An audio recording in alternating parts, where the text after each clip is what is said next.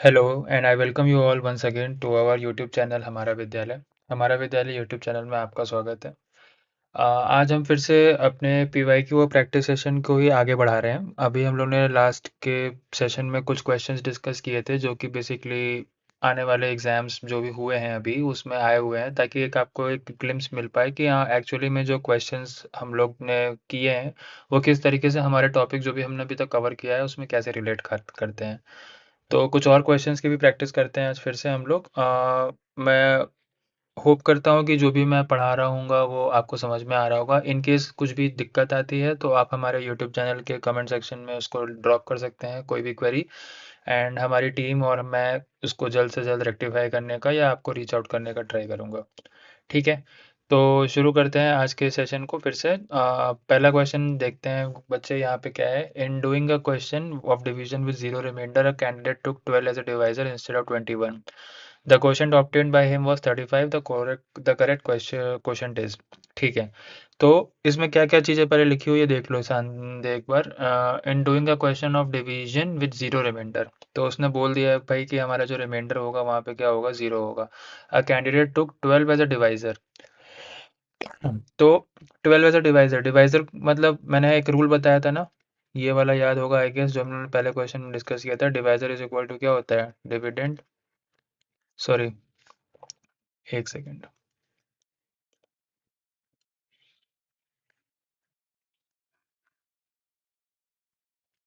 Dividend is equal to क्या होता है, डिविडेंड इज इक्वल टू क्या होता है, divisor into quotient plus remainder होता है ना। ठीक है, तो यहाँ पे लिखा हुआ है क्या कि जीरो रिमाइंडर है। जीरो रिमाइंडर मतलब क्या हो गया, वो जो भी है नंबर वो कम्प्लीटली क्या हो गया है, डिविजिबल हो गया। Candidate to 12 as a divisor, 12 as a divisor ले लिया भाई उसने, चलो ठीक है।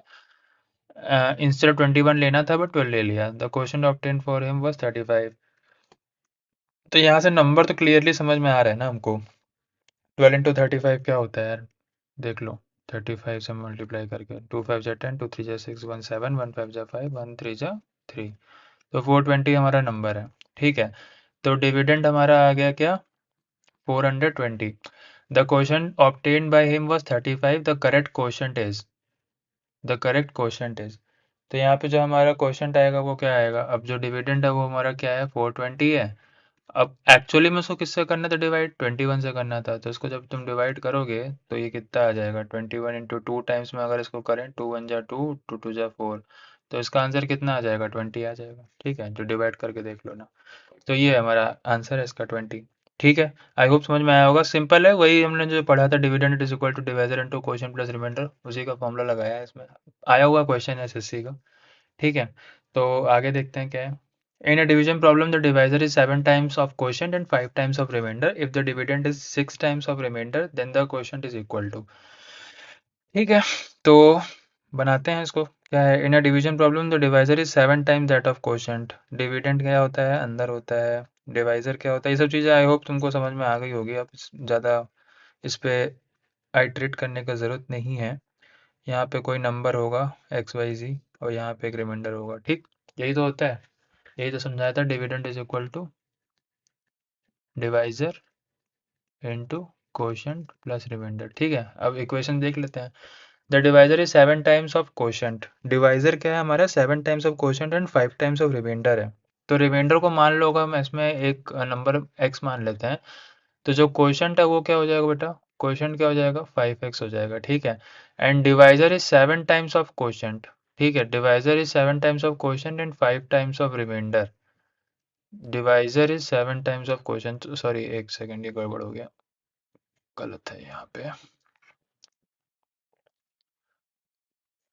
डिवाइजर क्या हो जाएगा यहाँ पे, 5 टाइम्स ऑफ क्वोशिएंट हो जाएगा। तो डिवाइजर हमारा हो गया 5 टाइम्स ऑफ क्वोशिएंट। ठीक है, और 7 times of 5 times of remainder, sorry, और 7 टाइम्स ऑफ क्वोशिएंट। इधर dividend is 6 times of remainder. अच्छा, डिविडेंड का भी यहाँ पे एक रिलेशन दिया हुआ है, dividend is 6 times of remainder. तो रिमाइंडर को मान लो मैंने यहाँ पे x मान लिया, तो डिविडेंड हो गया हमारा 6x और डिवाइजर हो गया हमारा क्या, 5x। ठीक है, अच्छा अब एक रिलेशन और दिया हुआ है, ये थोड़ा कंफ्यूज करने के लिए दिया है कि the divisor is 7 times of quotient. जो डिवाइजर है तुम्हारा वो क्या है, 7 टाइम्स ऑफ क्वोशिएंट है। लेकिन इसका बच्चे यूज़ करने का ज़रूरत नहीं पड़ेगा, क्योंकि अगर हम इसके थ्रू इस रिलेशन को बनाएंगे ना कि यहाँ पे डिवाइज़र का रिलेशन क्वोशिएंट से निकालेंगे, तो जो बाकी के वेरिएबल्स हमने यहाँ पे एक्स एक्स अज्यूम किए हैं ना, वो बिगड़ जाएंगे। आई होप तुमको मेरी बात क्लियर समझ में आ रही होगी।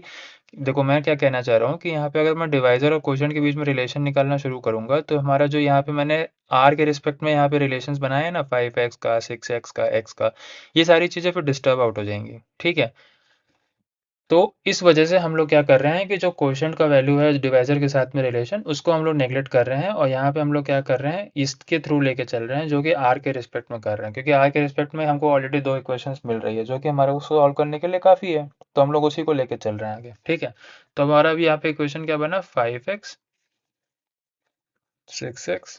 तो यहाँ पे हम लोग अगर इसको क्या करेंगे, 1 से डिवाइड करेंगे 5x को, तो ये हो जाएगा तुम्हारा क्या, x।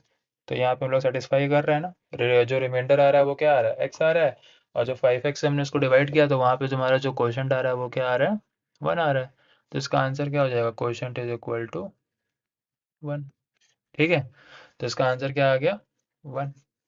क्लियर हो गया, समझ में आई बात। जस्ट बिकॉज यहाँ पे जो दोनों के बीच में डिफरेंस है, इस वजह से हमने इसको नहीं लिया है, हमने रिमाइंडर के रिस्पेक्ट में बेंचमार्क सेट करके सारे वेरिएबल्स दोनों अज्यूम किए हैं। ठीक है, तो अगला क्वेश्चन देखते हैं क्या है। अब देखो ये क्या है, इफ 17 की power 200 is divided by 18 then the remainder is. अच्छा बच्चे, इस क्वेश्चन को देखने के लिए ना सबसे पहले थोड़ी सी एक हमको अंडरस्टैंडिंग डेवलप करनी पड़ेगी। वो क्या है, वो ये है कि जो तुम्हारा एक आइडेंटिटी मैंने अभी डिस्कस नहीं की है, तो मैं उसको पहले एक बार थोड़ा सा समझा देता हूँ कि अगर x की पावर n माइनस a की पावर n है अपॉन में x प्लस a है, ठीक है, और वहाँ पे कंडीशन अप्लाइड ये है कि n is equal to even number है अगर, तो ये क्या होता है, इसको कम्प्लीटली डिवाइड कर देता है, कम्प्लीटली खा जाता है। खाने का मतलब क्या है, रिमाइंडर जीरो रहता है।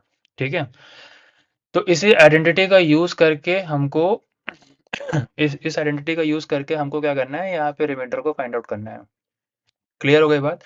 ठीक है, तो यहाँ पे क्या लिखा हुआ है, देखो n की वैल्यू यहाँ पे क्या हो गई, इस एल्गोरिदम के थ्रू अगर हम देखें, अभी इस पूरे जो ये क्वेश्चन है ना ये वाला, इस क्वेश्चन को डिस्कस करने के लिए मैं पूरा एक अगला लेक्चर में जो यही सीरीज ला रहा हूँ, इसमें हम लोग सारे आइडेंटिटीज जो भी हैं, बेसिक अर्थमेटिक आइडेंटिटीज के नाम से सीरीज आएगी, उसमें हम लोग ये पूरा चीज़ डिस्कस करेंगे, उसके बाद इस तरीके के क्वेश्चंस को और डिस्कस करेंगे। तो अगर इन केस अभी तुमको ये चीज़ समझ में नहीं आ रही है, तो आगे जाके हम लोग इसी चीज़ को डिस्कस करने वाले हैं। ठीक है, तो वहाँ पे जो और चीज़ें इसमें क्लैरिटी आ जाएगी, बट फिलहाल के लिए चूंकि ये क्वेश्चन यहाँ पे आ गया है और मैंने आइडेंटिटी समझा दी है, तो हम लोग इसको डिस्कस कर लेते हैं। ठीक है, तो यहाँ पे मैंने क्या लिखा है, एन की वैल्यू क्या है हमारी, 200 है। ठीक है, एन की वैल्यू 200 यानी कि क्या हो गया बच्चा, ये एन की वैल्यू क्या हो गई, इवन हो गई। ठीक है, तो एन की वैल्यू इवन हो गई। अब यहाँ पे बोला है 18, तो इस पर्टिकुलर चीज़ को 17 प्लस 1 से हम लोग ब्रेक कर सकते हैं। समझ में आई ये बात, 18 ही को लिखा हूँ मैंने, 17 प्लस 1 लिख दिया है।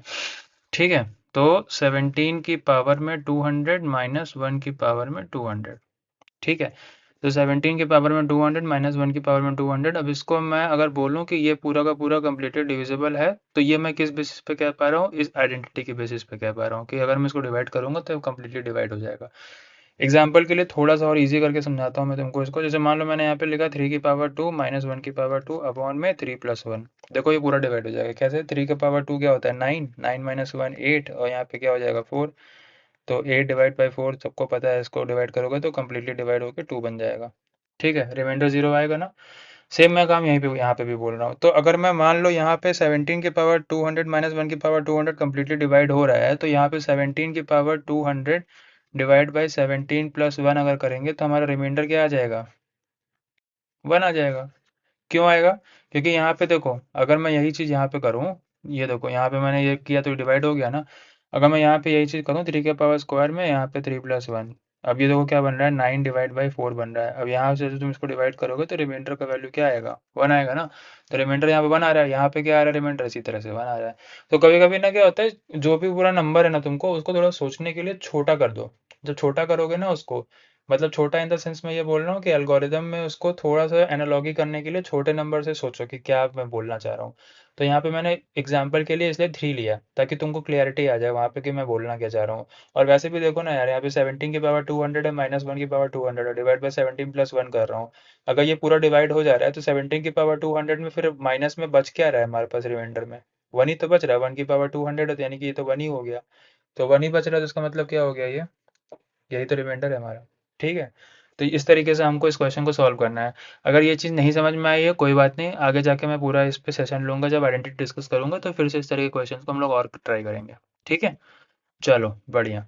अब इस क्वेश्चन को देखते हैं क्या है। When the square of any odd number greater than 1 is divided by 8, it leaves the remainder always as।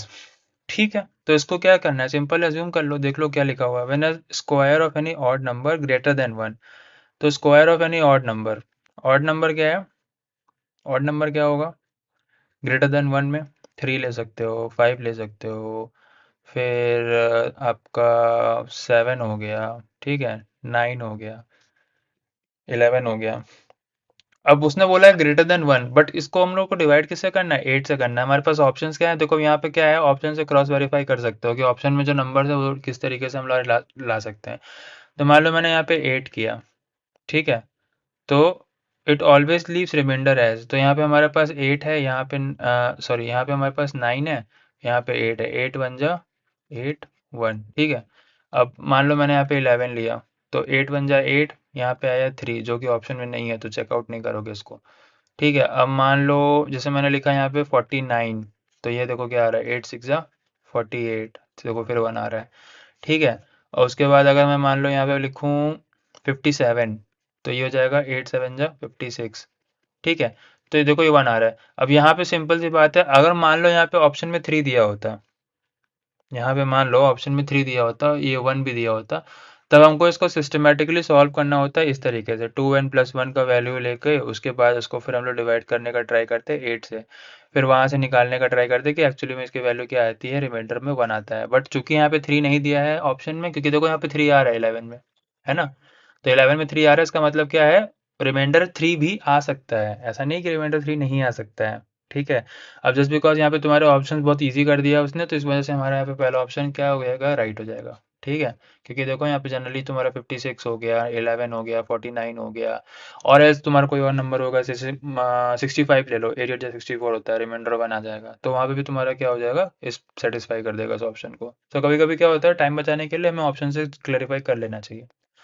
ठीक है, बढ़िया, चलें आगे। चलो, if all the numbers from 501 to 700 are written, what is the total number of times the digit 6 appears? अब देखो ये बता बेटा, ये सिविल सर्विसेज में आया हुआ क्वेश्चन है, सिविल सर्विसेज का प्री होता है ना, प्री ये सिविल सर्विसेज 2007 का आया हुआ क्वेश्चन है। ठीक है, बहुत आसान क्वेश्चन है, कुछ नहीं करना है इसमें। देखो पहले यहाँ पे लिखा क्या है, all the numbers from 501 to 700 are written, what is the total number of times the digit 6 appears.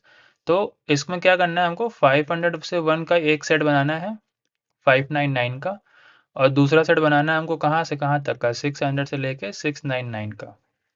ठीक है, 700 में ऑब्वियसली नहीं आएगा क्योंकि वहाँ पे 700 का वैल्यू में कोई 6 आता ही नहीं है। तो नंबर ऑफ टाइम्स जो 6 अपीयर हुआ है उसको काउंट आउट करना है हमको। तो 501 से लेकर 599 में देख लो बेटा कितनी बार आएगा। तो पहली बात तो देखो, ये 501 से लेके अगर तुम इसको लेके जाते हो 510 तक, तो 6 कितनी बार अपीयर होता है, 1 बार। राइट है, राइट है, राइट है। इसी तरीके से तुम्हारा फिर 511 से लेकर 520 के बीच में 6 कितनी बार अपीयर होगा, 1 बार। तो ये तो तुम्हारा हो गया इस तरीके से, जो कि तुम्हारे यूनिट प्लेस पे जो नंबर्स आ रहे हैं वो कितनी बार अपीयर हो रहे हैं, इस तरीके से 10 टाइम्स अपीयर होंगे। क्यों? क्योंकि 501 से लेकर 10, 510 से लेकर 520, 520 से लेकर 530, इस तरीके से हमारे पास 6 कितनी बार अपीयर होगा, 10 टाइम्स। लेकिन एक हमारे पास सेट आएगा जिसमें हमारे पास 6 क्या हो गया, वो किस पे अपीयर होगा, हमारा टेंस प्लेस पे अपीयर होगा। कौन सी सीरीज में, 560 से लेके हमारा 569 वाली सीरीज में। ठीक है, तो यहाँ पे भी हमारे पास में क्या आ जा रहा है, ये 10 टाइम्स अपीयर हो रहा है। तो 10 + 10 बेटा कितना होता है, 20 होता है ना। तो ये तो हमने कवर कर लिया किसका, 20, ये हमने कवर कर लिया किसका, 501 से लेकर 599 के बीच का। आई होप तुमको समझ में आया होगा। यूनिट प्लेस वाला एक बार सेट आउट करना है, वो तुम्हारा हर एक बार में 10 10 10 का आएगा। फिर एक बार हमको क्या करना है, इसको टेंस प्लेस वाले पे सेट आउट करना है। तो टेंस प्लेस वाले में 560 से लेकर 569 वाली सीरीज का 10 बार आ गया। ठीक है, अच्छा अब क्या है, 600 से लेके 699 का देखना है। 600 से 699 में क्या होगा बेटा, पहले तो देख लो ये 600 से 699 टोटल नंबर्स कितने होते हैं, 100 होते हैं। ठीक है, तो 100 हो गया यहाँ पे, क्योंकि हर एक में 6 तो आना ही आना है, क्योंकि ये तुम्हारा 6 इस समय कहाँ पे है, 100 प्लेस पे है। ठीक है, इसीलिए मैंने वो सब चीज़ें डिस्कस की थी, unit place, tens place, 100 place, जो भी चीज़ें थी इसीलिए डिस्कस किया था, जो पहले वाले सेशंस में हमने किया था। अगर आई होप तुम इस पर्टिकुलर रिकॉर्डिंग को अभी देख रहे हो और इस चीज़ को अभी समझने का ट्राई कर रहे हो, तो मैं पहले तुमसे रिक्वेस्ट करूंगा कि तुम पहले वाले सेशंस की रिकॉर्डिंग को पहले चेकआउट करो, उसको देखो, उसको समझो, उसके बाद फिर इस पे आना, तो तुम्हारे लिए क्लैरिटी आसान होगी। ठीक है, तो यहाँ पे 100 हो गया, और उसके बाद हमारे पास यहाँ पे क्या आ जाएगा, वही 20 नंबर, फिर से यूनिट प्लेस वाला और टेंस प्लेस वाला, तो टोटल नंबर कितने हो गए, 100 प्लस 20, टोटल नंबर हमारा क्या बन गया, 140। 140 ऑप्शन सी। ठीक है, समझ में आई बात, किस तरीके से किया हमने, पहले 600 वाला अप्लाई किया, उसके बाद क्या किया, 500 से लेके 599 वाला किया, तो उन दोनों के बीच में से जो नंबर्स तुम्हारे पास आएंगे 20 और 100 प्लस 20 वाले, उन दोनों को साथ में लिया और ये 140 का हमारा आंसर आ गया। ठीक है, चलो अगला क्वेश्चन देखते हैं क्या, what are the number of digits in the number 1024 and 125। तो इसमें ना एक ट्रिक आती है, उस ट्रिक को हम लोग अभी यहीं समझ लेते हैं। क्या होता है, जब भी तुम 2 into 5 करते हो ना, तो हमेशा तुम्हारा क्या आता है, जो यूनिट प्लेस में आता है वो 0 आता है, क्योंकि 2 5 से 10 होता है ना। तो इसी चीज को हम लोग थोड़ा सा यहाँ पे समझने का ट्राई करते हैं, क्या चीज है। तो 1024 लिखा हुआ है, तो इस 1024 को हम लोग क्या लिखेंगे, 2 की पावर में 10 की पावर 4। अब ये तुमने बोला सर ये आप कैसे लिख दिए इतने जल्दी लगा के, बेटा जल्दी नहीं किया है कुछ, मैंने पहले से थोड़ा बहुत प्रैक्टिस है तो उसका ही यहाँ पे यूज किया है। तो ये हमारा हो गया 2 की पावर 10 की पावर में 4। अब इसको हम लोग को अगर लिखना हो तो इसको कैसे लिख सकते हैं, देखो जैसे मैंने लिखा 2 की पावर 3, तो ये हो गया 8, 2 की पावर 4 ये हो गया हमारा क्या, 16। तो इसी तरीके से अगर 2 की पावर 40 टाइम्स करोगे ना इस चीज को, तो ये तुम्हारा क्या हो जाएगा, 1024 का वैल्यू बनाता है। ठीक है, तो 1024 हमारा इस तरीके से आ गया। अच्छा, अब क्या है, इस चीज को हमको क्या करना है, ये 125 कैसे आ रहा है, देखो 125 आ रहा है हमारा 5 की पावर में 3 और यहाँ के पावर में 11। ठीक है, तो इसमें अगर हमने यहाँ पे क्या किया है, इसको 2 की पावर 10 लिखा जो कि हमारा 1024 बना रहा है, और यहाँ पे पावर में 4 कर दिया, और यहाँ पे हमने क्या किया, 5 की पावर में 3 कर दिया और ऊपर में पावर में 11 कर दिया, तो 2 की पावर 10 तुम्हारा कितना होता है, 1024 होता है। ये कैसे आया बेटा, इतना याद रखना पड़ता है। 2 की पावर 10 के बाद नहीं कह रहा हूँ मैं तुमको याद करने के लिए, बट 2 की पावर 10 तक तो याद रख सकते हो ना। या 2 की पावर 4 16 होता है, 2 की पावर 5 होता है, फिर 32, 2 की पावर 6 होता है 64। तो ऐसे तुमको याद रखना है एटलीस्ट 10 तक का। ठीक है, तो 2 की पावर 10 तुम्हारा 1024 होता है, तो ये तुमने यहाँ पे डाल दिया, और यहाँ पे तुमने क्या किया, 5 की पावर में क्या है, यहाँ पे 3 है। ठीक है, तो 5 की पावर में 3 तुमने ऐसा कर दिया। अच्छा, अब इसको क्या कर सकते हो, ये एक एक्सपोनेंट का एक फॉर्म होता है, a की पावर m में पावर में n, तो वो क्या बन जाता है, a की पावर mn। ठीक है, मतलब जो तुम्हारे पावर्स है ना आपस में, वो क्या हो जाते हैं, मल्टीप्लाई हो जाते हैं। तो यहाँ पे क्या हो जाएगा, ये 2 की पावर में 40 हो जाएगा, यहाँ पे क्या हो जाएगा, 5 की पावर में 33 हो जाएगा।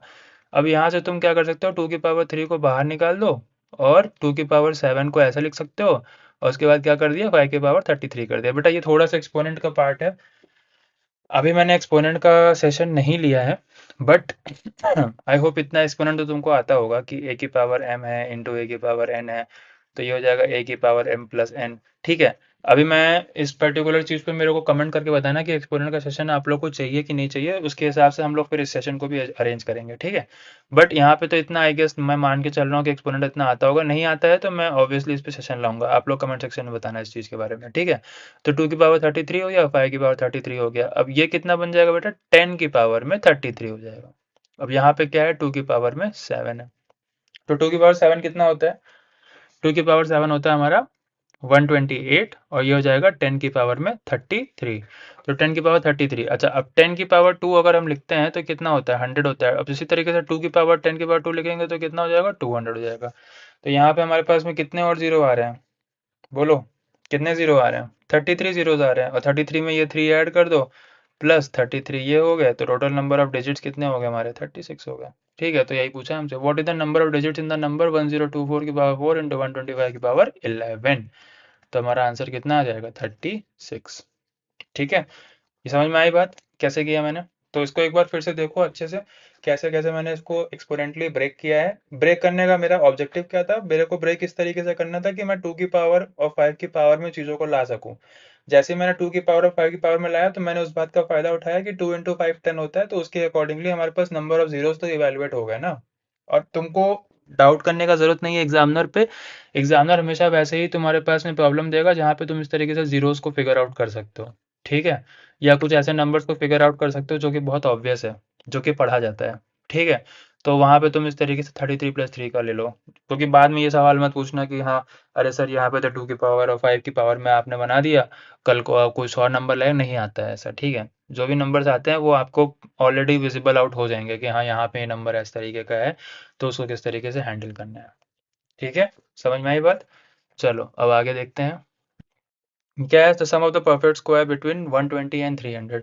बेटा ये बहुत आसान सवाल है, इसको मतलब आई गेस तुमको करना चाहिए अपने से। एक बार मैं कोशिश करता हूँ इस चीज़ को ना, आप मेरे को ट्राई करके कमेंट सेक्शन में इसका आंसर बताओ। एसएससी CHSL 10+2 का आया हुआ क्वेश्चन है, कुछ नहीं करना है, हिंट में दे दे रहा हूँ। 120 से लेके 300 के बीच में जो भी परफेक्ट स्क्वायर होता है, पहला परफेक्ट स्क्वायर क्या होगा? 121 होगा। आई होप परफेक्ट स्क्वायर सबको पता होगा, पढ़ा चुका हूँ। 11 का स्क्वायर मतलब परफेक्ट स्क्वायर, 12 का स्क्वायर मतलब 144, 13 का स्क्वायर मतलब 169। ठीक है, तो इस तरीके से हमको कहाँ तक खींचना है इसको? 300 तक खींचना है, ठीक है। तो यहाँ से लेके यहाँ तक में देखो कितने परफेक्ट स्क्वायर आ रहे हैं। उसके बाद क्या करना है? Simple 121 plus 144 plus 169 plus plus plus plus plus इस तरीके से जो लास्ट नंबर बनेगा 300 से लेस वाले में, उन सबको जोड़ के इसका आंसर आ जाएगा, ठीक है। तो मैं इसको कर नहीं रहा हूँ, बता दिया हूँ, ऑलमोस्ट पूरा क्वेश्चन ही बता दिया हूँ, कुछ करने की ज़रूरत है नहीं इसमें, ठीक है। तो इस तरीके से इसको आप ट्राई करना और ट्राई करके मुझे बताना है एग्जाम्पल कमेंट सेक्शन में कि किस तरीके से इसको सॉल्व कर सकते हैं, ठीक है। चलो अगला देखो, two consecutive even integers sum of the square is 1060 and are. कुछ नहीं है, सिंपल है इसमें यार, कुछ कुछ करना ही नहीं है इसमें तो। 1060 है ना इसका, तो 5 8 8 64 5 5 25। अब इसमें देख लो ये 20 को देखो, 20 का स्क्वायर करो, two consecutive even positive integers sum of the square of which is 1060। और 22 का स्क्वायर देख लो, 220 का स्क्वायर करोगे तो 400 आ जाएगा। 22 का स्क्वायर करोगे अगर तो 2 2 जा 4, 2 2 जा 4, 2 2 जा 4, 2 2 जा 4, तो ये जाएगा 484। 484 मैंने यहाँ लिखा, 404 यहाँ लिखा, 684 आया, ठीक है। Two consecutive even positive integer sum of the squares of which is 1060 are. तो sum of the squares of which, तो सम ऑफ द स्क्वायर्स यहाँ पे अगर हमको निकालना है, एक काम कर सकते हो, इसको जो भी नंबर दिया हुआ है ना, यहाँ पे 15 दिया हुआ है, यहाँ पे 18 दिया हुआ है, इसको एक काम कर सकते हो कि ये नंबर जो भी तुम्हारे पास पड़े हुए हैं इसका स्क्वायर करो इस तरीके से जैसे मैंने बताया है। और उसके बाद यहाँ पे इसको ट्राई करो कि ये तुम्हारे नंबर का जो सम बना रहा है वो 1060 बना रहा है कि नहीं बना रहा है। जैसे मैंने यहाँ पे अभी इसको अप्रोच किया, तो इसको अप्रोच किया तो ये तुम्हारा कितना आ रहा है? 20 का स्क्वायर आ रहा है प्लस 22 का स्क्वायर आ रहा है, तो ये तुम्हारा नंबर क्या होगा? ये नंबर यहाँ पे ऑप्शन को सेटिस्फाई नहीं कर रहा है, ठीक है। इसी तरीके से तुम क्या कर सकते हो, और नंबर्स को चेकआउट करो जो कि तुम्हारे इस ऑप्शन से सेटिस्फाई करेगा, क्योंकि यहाँ पे सिंपल सा क्वेश्चन लिखा हुआ है, two consecutive even positive integer sum of the squares of which is 1060।